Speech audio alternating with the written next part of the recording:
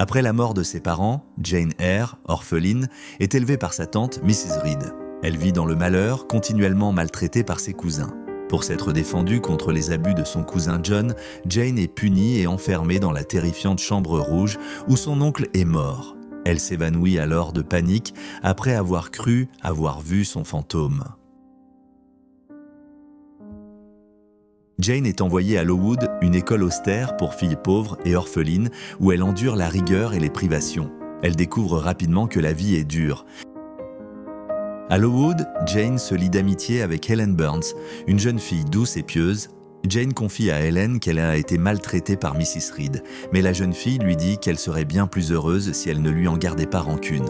Les élèves de Lowood dorment dans des chambres froides, leurs repas sont médiocres et elles portent des vêtements trop légers. Helen meurt de la tuberculose dans les bras de Jane.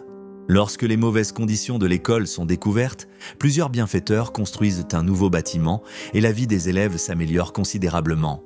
Après des années à Lowood, Jane devient enseignante et aspire à plus de liberté et d'indépendance.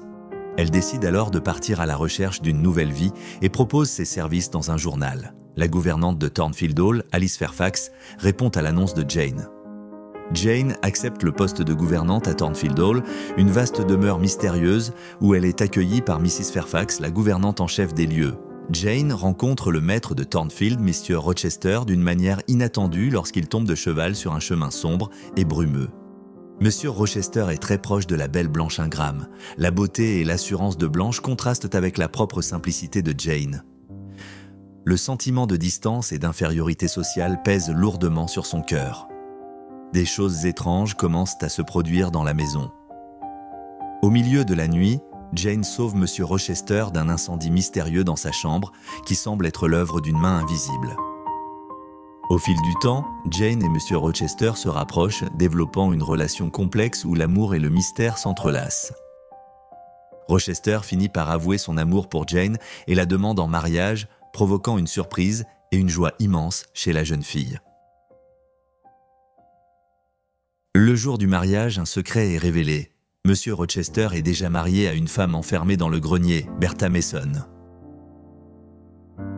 Jane découvre la vérité. Bertha, l'épouse folle de Rochester, est enfermée dans le grenier depuis des années.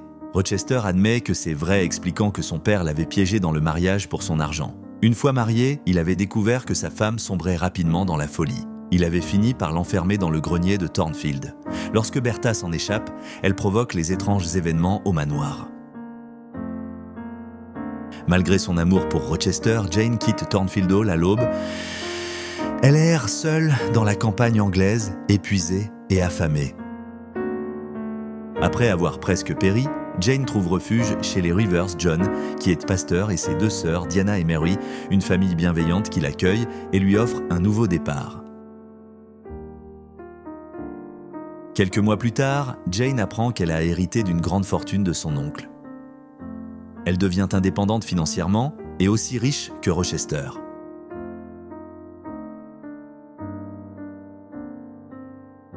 John Rivers propose à Jane de l'épouser et de l'accompagner en mission en Inde, mais Jane refuse, son cœur appartenant encore à Rochester. Une nuit, elle entend la voix de Rochester venant de nulle part qui l'appelle. Jane retourne alors à Thornfield et découvre que le manoir a été ravagé par un incendie. Bertha avait mis le feu au manoir avant de se jeter dans le vide. Jane retrouve Rochester, désormais aveugle, vit dans une maison isolée, ils se réconcilient dans l'amour et l'acceptation. Jane et Rochester se marient enfin. Ils vivent heureux malgré leurs blessures, dans un amour fondé sur l'égalité et le respect mutuel. Jane Eyre est une œuvre révolutionnaire de Charlotte Brontë qui aborde l'indépendance féminine, la morale et la quête d'identité dans la société victorienne. À travers Jane, une héroïne déterminée à suivre son propre chemin, Brontë a donné une voix puissante aux premières de revendications féministes dans la littérature. Ce roman a transformé le genre victorien en mettant l'accent sur l'introspection psychologique et a inspiré de nombreuses générations d'auteurs à explorer les luttes des femmes contre les normes patriarcales.